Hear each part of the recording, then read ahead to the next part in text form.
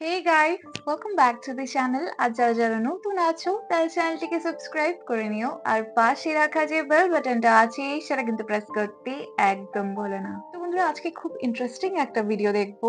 আজকে এমন একজনের ভিডিও দেখবো যিনি ইসলাম বিরোধী বই লিখতে লিখতে ইসলামের প্রেমে পড়ে গেছেন।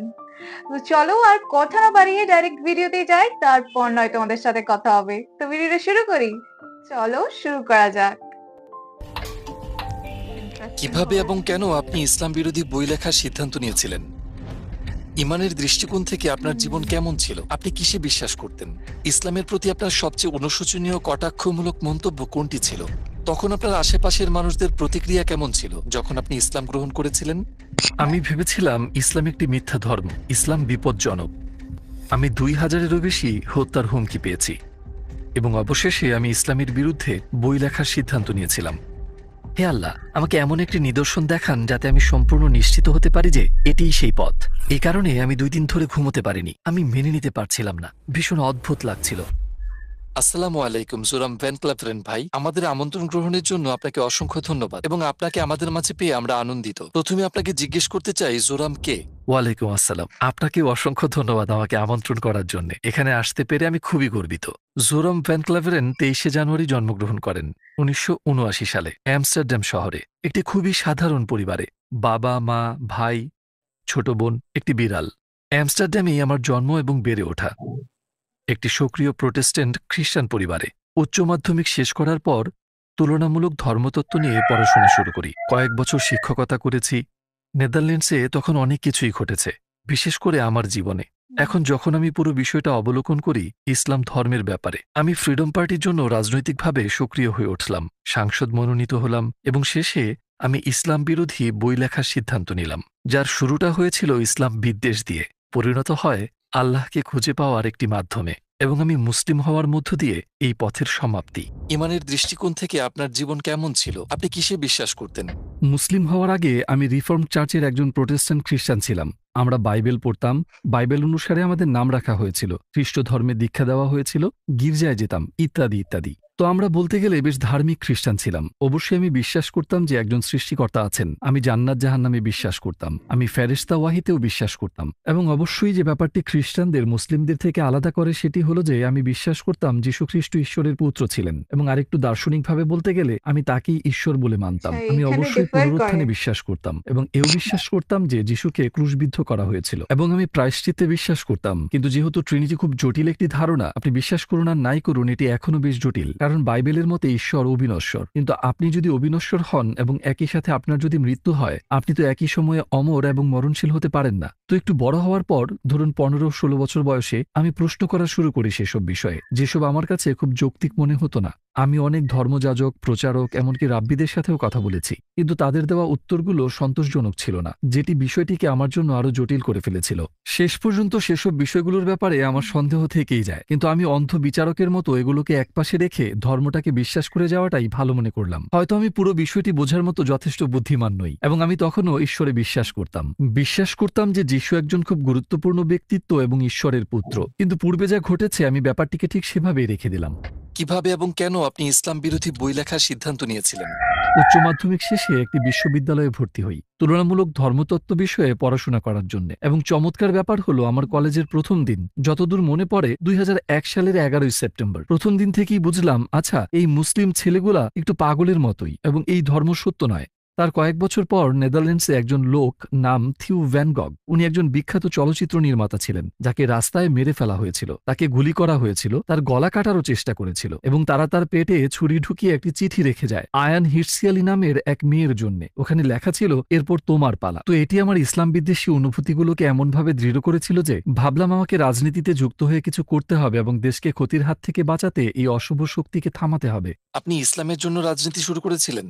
হ্যাঁ, এবং সত্যি এটি ইসলামের কারণে ছিল, আর এটিই মূল কারণ ছিল আমার বই লেখার, মানুষকে বোঝানোর জন্য যে কেন ইসলাম পৃথিবীর জন্য বিপজ্জনক। আমি যখন বই লিখছিলাম, একটু আগেই যে প্রশ্নগুলোর ব্যাপারে বললাম, খ্রিস্ট ধর্মের ব্যাপারে আমার সেই সন্দেহগুলো আবার মাথায় ঘুরতে লাগলো এবং অবশ্যই সেটি সত্যের ব্যাপারেই ছিল, কারণ আমি একজন বিশ্বাসী খ্রিস্টান ছিলাম এবং আমার যে খ্রিস্টান প্রশ্নগুলো ছিল সেগুলোর উত্তর খুঁজে পেলাম ইসলামের আলোকে। কারণ অবশ্যই যখন আমি বই লেখা শুরু করি, অনেকে ভেবেছিলেন যে এটি একটি রাজনৈতিক বই, কিন্তু সেটি রাজনৈতিক বই ছিল না, এটি ধর্মীয় বই ছিল, কারণ আমি মানুষকে দেখাতে চেয়েছিলাম ইসলাম ধর্ম হিসেবে কেন ভয়ঙ্কর, এবং আমি খ্রিস্টান দৃষ্টিকোণ থেকে বইটি লিখছিলাম। অতএব শুরুতে আমি খ্রিস্টান ধর্মে ঈশ্বরের ধারণা এবং ইসলামিক ধারণার একটি তুলনা তৈরি করতে চাইলাম। আমার ট্রিনিটির ব্যাপারে বেশ কিছু সন্দেহ ছিল এবং আমি ইসলামে তাওহিদ মানে ঈশ্বরের একত্ব দেখলাম, হ্যাঁ, এবং সেটি আরো যৌক্তিক মনে হলো। আর তারপর আমি ভাবলাম, বেশ, আমি বাইবেল আবার পড়ব, আরো জানতে, নিজেকে পুনরায় ঝালিয়ে নিতে। আচ্ছা, কেন ইসলামে যে তাওহিদের ধারণা, এক স্রষ্টার ধারণা, সেটি কেন খ্রিস্টান কনসেপ্টে নেই? কিন্তু যখন আমি ওল্ড টেস্টামেন্ট পড়ছিলাম, দেখলাম যে ওল্ড টেস্টামেন্টে রাসূল বারবার বলেছেন এক ঈশ্বর, এক ঈশ্বর, এক ঈশ্বর। আর তারপর আমি ভাবলাম, ঠিক আছে,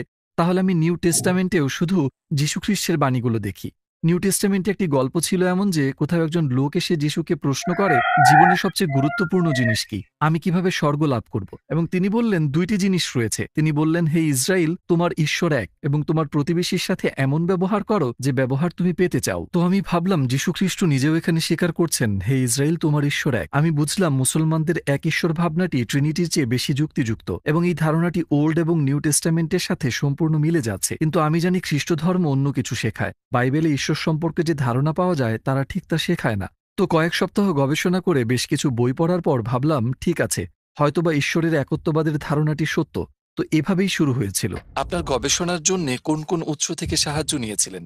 যেহেতু আমি খানিকটা বিস্মিত ছিলাম, আমি বিভিন্ন কর্তৃপক্ষের কাছে লেখা শুরু করি এই ধর্মীয় বিষয়গুলোর ব্যাপারে। যাদের কাছে জানতে চেয়েছিলাম তাদের মধ্যে একজন ছিলেন শাইখ আব্দুল হাকিম মুরাদ, এবং তিনি ক্যামব্রিজ বিশ্ববিদ্যালয়ের একজন অধ্যক্ষ। অবশ্য বিষয়টি একদিক দিয়ে কিছুটা অদ্ভুত, যদিও আমি তখনও রাজনীতির সাথে জড়িত, কিন্তু আমি ইসলাম বিরোধী বই লিখছিলাম, ইসলাম বিরোধী উদ্দেশ্য নিয়ে। আর আমি অন্য দেশের একজন মুসলিম অধ্যক্ষকে অনুরোধ করেছিলাম, আপনি কি আমায় সাহায্য করবেন? আমি অবশ্য বলেছিলাম আমি একটি বই লিখছি এবং আমার মনে অনেক প্রশ্ন রয়েছে। আমি সোজাসুজি তাদের কাছে জানতে চাইলাম কেন ইসলাম সন্ত্রাসবাদ প্রচার করছে, কেন তারা নারী বিদ্বেষী, খ্রিস্টান বিদ্বেষী যে কোনো কিছুর বিরোধিতা করে বেড়ায়। খুব সম্ভবত 6 সপ্তাহ পর তিনি আমাকে বেশ বিস্তৃত একটি ইমেল পাঠান, এবং উনি সরাসরি বোঝাতে শুরু করলেন, আমার অনেক প্রশ্নের উত্তর দেন। উনি আরো বললেন, তোমাকে এই আর্টিকেল পড়তে হবে, এই বই পড়তে হবে, সেই বই পড়তে হবে, এরকম অমুক ব্যক্তির গাইডেন্স কাছে পাওয়াই যাও। তো তিনি খুব মুশকিল। বিস্তারিতভাবে ব্যাখ্যা করছিলেন সব। কিন্তু সবগুলো বই এবং আর্টিকেল পড়ে শেষ করার পর আমি ওল্ড টেস্টামেন্টে বর্ণিত নবী ও রাসূলদের সাথে মুহাম্মদ সাল্লাল্লাহু আলাইহি ওয়াসাল্লামের তুলনা করে দেখার চেষ্টা করি। আমার আর কোনো যুক্তিই অবশিষ্ট ছিল না এটা দাবি করার জন্য যে বাকিরা রাসূল কিন্তু তিনি নন। আমি চিন্তা করলাম, বেশ, আমি যদি মুসা আলাইহিস সালামকে মেনে নিতে পারি, তবে রাসূল সাল্লাল্লাহু আলাইহি ওয়াসাল্লামকে কেন নয়? তাহলে নিশ্চয়ই সেখানে অন্য কারণ থাকবে। আমি ভাবছিলাম, কেন আমি তাকে রাসূল বলে মেনে নিতে পারছি না? হয়তো তার অনেকগুলো স্ত্রী ছিল তাই। কিন্তু আবার আমরা যদি সুলাইমান, রাজা দাউদ কিংবা ইব্রাহিম আলাইহিস সালাম প্রমুখদের দেখি, ওল্ড টেস্টামেন্টে এমন আরো অনেক নবী রয়েছেন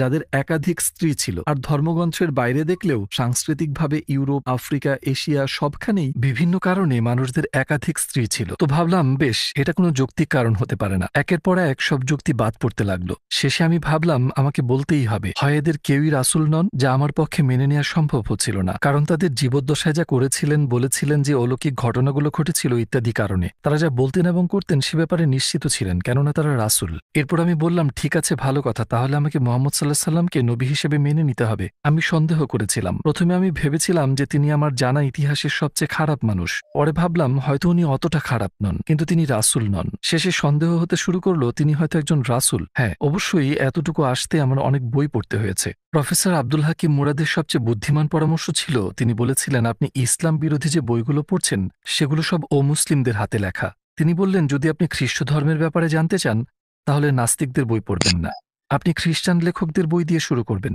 কেন তারা এটিতে বিশ্বাস করে, তাদের যুক্তিগুলো কি? আপনাকে ইসলামের বিষয়েও ঠিক একই কাজ করতে হবে। তো আপনি ইসলামের ধর্মীয় শিক্ষক, পণ্ডিত, তাদের বই পড়া শুরু করুন। আর তখন আপনি জানতে পারবেন, যদি আপনি বইগুলোর তুলনা করেন, তো নতুন একটা একই বিষয় নিয়ে পার্সপেক্টিভ মুসলিম জানতে লেখকরা পারবেন। লিখেছেন একভাবে এবং অমুসলিমরা লিখেছে অন্যভাবে। আপনি বুঝতে পারবেন কোথায় তারা ভুল করেছে, কোন জায়গায় তারা শব্দের ভুল ব্যাখ্যা করেছে। কখনো হয়তো না জেনেই তারা ভুল করে ফেলে, কিন্তু যেহেতু তারা বোঝেনি কোথায় কি ভুল হয়েছে বা কোথাও কিছু বাদ পড়েছে কিনা, তো দিন শেষে আপনি দেখবেন ঠিক এসব ভুলভ্রান্তির কারণেই প্রতিদিন নতুন নতুন ধর্ম তৈরি হচ্ছে। আমি তার পরামর্শই অনুসরণ করলাম। আমি রাসূল সাল্লাল্লাহু আলাইহি ওয়াসাল্লামের জীবনী পড়েছি তার কথা মতে। আমি মার্টিন লিংসের the life of the prophet based on the করতে আর্লিয়েস্ট হবে। সোর্স অফ মুহাম্মদ পড়েছি। মার্টিন ধর্মান্তরিত ব্যক্তি ছিলেন, তো তার দেখানো যুক্তির ধরন, তার লেখার পদ্ধতি সবকিছু আমাকে আকৃষ্ট করেছিল, কারণ কোনো একটি বিষয়ে আমাদের দুজনের চিন্তার ধরন সম্পূর্ণ এক ছিল। বইটি পড়ার পরেই প্রথম আমি তাকে একজন সামরিক নেতার দৃষ্টিতে দেখা বন্ধ করি, কারণ আগে তার কথা চিন্তা করলেই মাথায় শুধু যোদ্ধার ছবি ভাসত। কিন্তু বইটি পড়ে আমি তাকে একজন বাবার ভূমিকায় দেখতে পাই, একজন বন্ধু, বন্ধু, শিক্ষক ইত্যাদি, তার অনেক চরিত্র আমার সামনে আসে এবং আমি চাইলেই অনেক কিছুই বলতে পারি, কিন্তু এটা কখনোই বলতে পারবো না যে তিনি ভালো মানুষ নন। তো তার চরিত্র আমাকে তার ব্যাপারে আরও পড়তে ও জানতে আগ্রহী করে তোলে। আপনার গবেষণায় কোন বিষয়টি আপনাকে অবাক করেছে?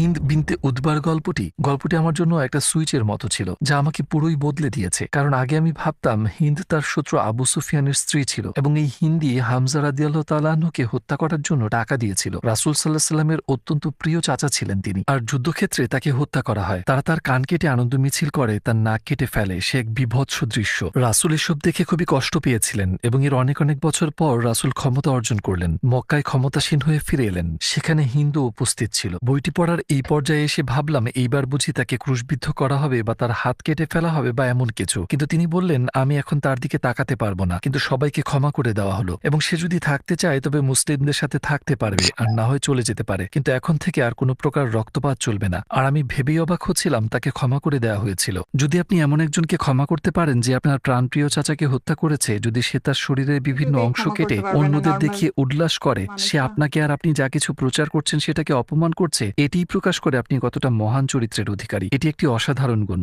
এটি অলৌকিক বিষয় যা আপনি কোথাও খুঁজে পাবেন না। আমি ভাবছিলাম কি অসাধারণ একজন মানুষ তিনি, আর এটি দেখার পর আমার সন্দেহগুলো নিয়ে আমি চিন্তায় পড়ে গেলাম। আমি তার চরিত্র দেখেছি, কিভাবে তিনি অন্যদের সাথে ব্যবহার করেন তা দেখেছি, শত্রুদের প্রতি তার আচরণ কেমন তা দেখেছি। আমার মনে হতে শুরু করে তিনি একজন রাসূল, কিন্তু তারপর আমি ভাবি ওহ, এটা তো ভয়ঙ্কর, কারণ আমি ইতিমধ্যেই আল্লাহর একত্ববাদ স্বীকার করেছি আর এখন বলছি তিনি একজন রাসূল। যদি আমি আপনাকে বলি আল্লাহ এক এবং মুহাম্মদ তার রাসূল, তাহলে তো এটি প্রায় কালেমা পড়া হয়ে গেল। আমি ভাবলাম এবার থামতে হবে, বইগুলো পড়া বন্ধ করতে হবে, এটি আমাকে ভুল গন্তব্যে নিয়ে যাচ্ছে। তবে অবশ্যই আমি আর আগের মতো ইসলাম বিরোধী ছিলাম না, আমি যা যা পড়েছি দেখেছি আর আমার অভিজ্ঞতার কারণে। এখন আমি আপনাকে যা বলবো হয়তো রূপকথার মতো শোনাবে, কিন্তু এটা সত্যিই ঘটেছিল। আমার টেবিলের উপর সব বইগুলো ছড়িয়ে রাখা, যখন আমার মনে হচ্ছিল যে এটি একরকম কালেমা শাহাদাতি পড়া হয়ে গেল, আমি বিরক্ত হয়ে আপাতত সবগুলো বই সরিয়ে একটা উঁচু তাকে রেখে দিলাম। কিন্তু সেখানে এত বই ছিল যে অনেকগুলো বই তাক থেকে পড়ে গেল। পড়ে যাওয়া বইয়ের সাথে আল কোরআনও পড়ে গেল। আমি যখন বইটি তুললাম আমার হাত পড়েছিল ঠিক 22 নম্বর সূরার 46 নম্বর আয়াতে, যেখানে লেখা ছিল প্রকৃতপক্ষে তাদের চোখ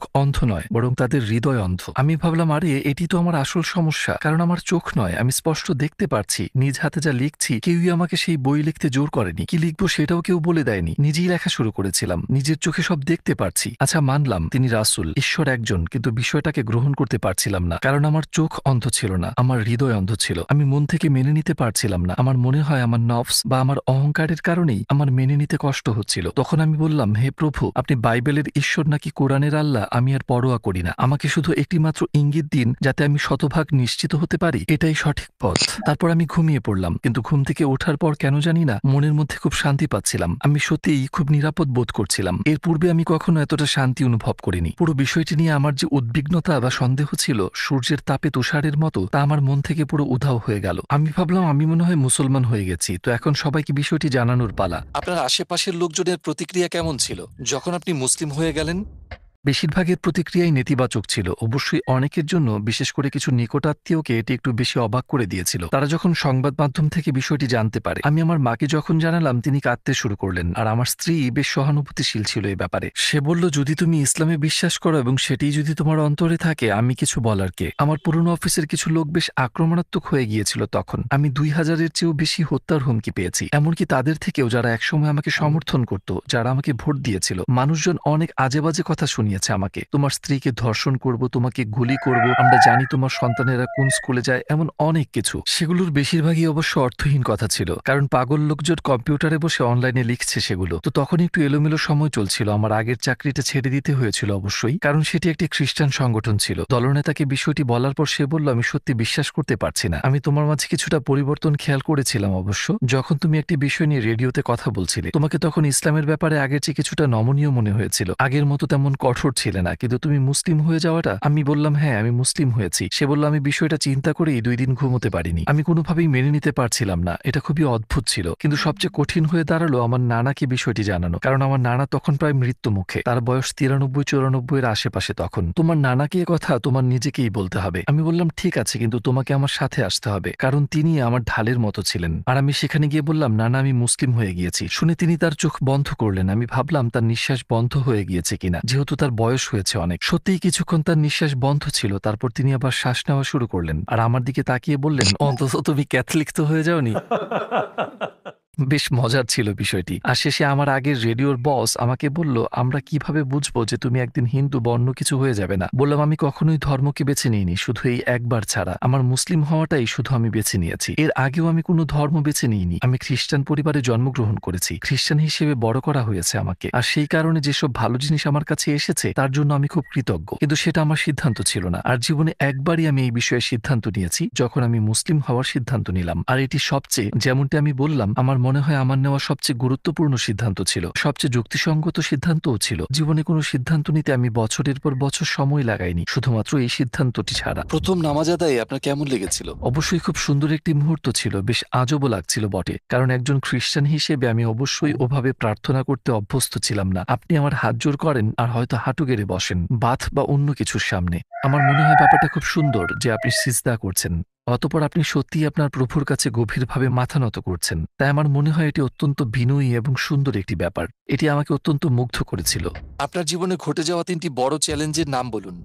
অবশ্যই আমার মুসলিম হওয়াটা একটি বড় চ্যালেঞ্জ ছিল, কারণ আমাকে আমার পরিবারের কাছে এবং পুরো পৃথিবীর কাছে প্রশ্নবিদ্ধ হতে হয়েছিল। আর ওইটি একটি বড় চ্যালেঞ্জ ছিল। আমি ভেবেছিলাম যে মুসলিম হওয়াটা খুব কঠিন কাজ হবে, কারণ একজন প্রোটেস্ট্যান্ট খ্রিস্টান হিসেবে ধর্মীয়ভাবে পালন করার সেখানে তেমন কিছু নেই। কিন্তু একজন মুসলিমকে কিছু বিষয় চর্চা করতে হয়, দৈনিক 5 বার বাধ্যতামূলক নামাজ পড়তে হয়, একটি সুনির্দিষ্ট নিয়ম মেনে খেতে হয়, চিন্তা করতে হয় নির্দিষ্ট গঠনমূলক পদ্ধতিতে। আপনাকে সর্বোৎকৃষ্ট হতে হবে প্রতিটা মুহূর্তে। আপনাকে সৃষ্টিকর্তার সাথে আপনার সম্পর্কের কারণে আর শুধুমাত্র এ কারণেই আপনাকে দিনে 5 বার সালাত আদায় করতে হবে। এটি সবসময় সৃষ্টিকর্তার কথা মনে করিয়ে দিচ্ছে, এবং এটি আপনাকে সবসময় স্মরণ করিয়ে দিচ্ছে যে আপনার একজন প্রভু আছে, যা খ্রিস্টান হিসেবে অনুভব করা সম্ভব নয়। আমি এভাবেই উপলব্ধি করেছি, আর আমি মনে মনে ভাবি, ও 5 বার নামাজ আদায় করতে হবে আজ, আমি এটা করতে পারবো না, সেটা করতে পারবো না। তো আমি মাথায় এটাকে কঠিন বানিয়ে ফেলেছিলাম। কিন্তু মুসলিম হওয়ার পর এসব সহজ হয়ে গেল। আপনি কি আপনার সন্তানদের মুসলিম হিসেবে বড় করছেন? চেষ্টা করছি অবশ্যই। আমি জানি না কখন কিভাবে যে আপনি একজন মুসলিমকেই বড় করছেন। আমার মনে হয় এটি অনেক কঠিন একটি দায়িত্ব, বিশেষ করে বর্তমান প্রেক্ষাপটে। অবশ্য আমি যখন বিয়ে করি তখন আমি মুসলিম ছিলাম না। আমি আমার সন্তানদের খ্রিস্টান হিসেবে লালন পালন করার প্রতিজ্ঞা করেছি। আমি মুসলিম হওয়ার পর অবশ্যই আমি আমার সন্তানদের খ্রিস্টান হিসেবে বড় করছি না। আমার বাচ্চাদের যদি খ্রিস্ট ধর্ম সম্পর্কে কোনো প্রশ্ন থাকে, তারা আমার স্ত্রীকে জিজ্ঞেস করে উত্তরের জন্য, আর আমার কাছে আসলে ইসলামিক সমাধান পায়। কিন্তু বেশিরভাগ সময় সে বলে দেয়, তোমাদের বাবাকে জিজ্ঞেস করো। আমার স্ত্রী সবার জন্য হালাল খাবার রান্না করে, এটি খুবই সুন্দর একটি ব্যাপার। সে বলে, আমি 5 ধরনের খাবার রান্না করতে পারবো না, তো সবাই একই খাবার খাবে। তুমি হালাল খেলে সবাই হালাল খাবে। একদিক থেকে এটা অনেকটা স্বাভাবিক হয়ে যাচ্ছে।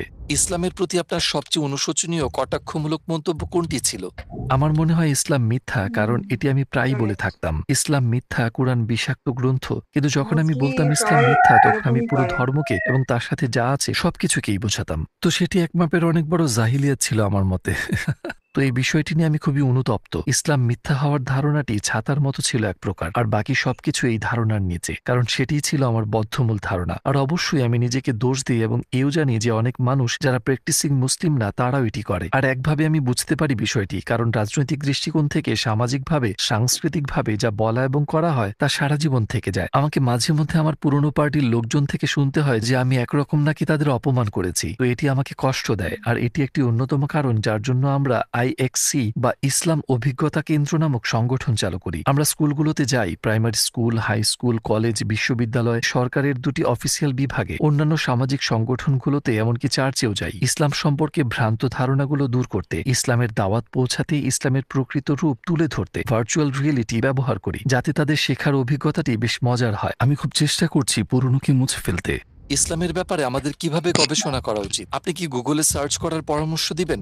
না, আমি কোনোভাবেই গুগলের পরামর্শ দিব না, কিংবা গুগল সার্চ করা আমার সর্বশেষ পরামর্শ হবে। বরং আমি মনে করি বই হাতে নিয়ে পড়াটা খুব গুরুত্বপূর্ণ। আমি মার্টিন লিন্সের লেখা মুহাম্মদ সাল্লাল্লাহু আলাইহি ওয়াসাল্লাম, আরবের আদি ইতিহাস ও ঐতিহ্য নির্ভর জীবনী বইটি পড়তে বলবো, যে বইটি সম্পর্কে আগেই বলেছি সবুজ রঙের। আর আমি মনে করি প্রথমেই আমাদের কোরআন নিয়ে গভীরভাবে ঘাটাঘাটি না করাই উচিত, কারণ এটি খুবই জটিল একটি কিতাব। আর আপনার যদি এমন কেউ না থাকে যে আপনাকে শিখিয়ে দিবে আপনি কি পড়ছেন, বিশেষ করে অনেকেই আছেন যারা ইসলামের ব্যাপারে কিছুই জানেন না, আরবি ভাষা পারে না, বা আরব দেশের মানুষ নন, তখন আপনাকে কোরআনের ব্যাখ্যা পড়তে হবে বা অনুবাদ পড়তে হবে, এবং অনেক ক্ষেত্রেই সেগুলো পুরো সত্য নাও হতে পারে। তো আমি সবাইকে পরামর্শ দিব সিরাত, রাসূল সাল্লাল্লাহু আলাইহি ওয়াসাল্লামের জীবনী পড়তে, রাসূলের চরিত্র ও জীবন নিয়ে পড়াশোনা করতে, কারণ সেসব ইতিহাসও আমাদের অনেক কিছু শেখায়। তার জীবনটাই ছিল কোরআন, তিনি নিজেই জলজন্তু কোরআন ছিলেন। তার সুন্নাহ নিয়ে পড়াশোনা করুন। আর আমার মতে এটি ইসলামকে খুঁজে পাওয়ার সর্বোচ্চ